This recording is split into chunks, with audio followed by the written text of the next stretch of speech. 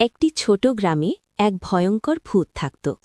প্রতি রাতে সে গ্রামে এসে মানুষদের ধরে নিয়ে যেত, তাই গ্রামের মানুষ সবসময় ভয়ে ভয়ে থাকত।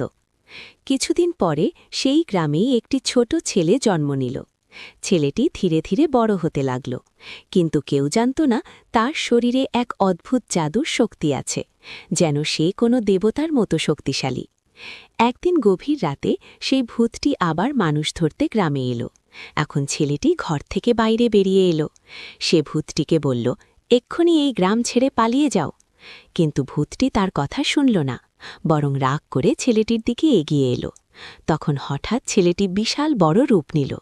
তার শক্তি দেখে ভূতটি ভয় পেয়ে গেল।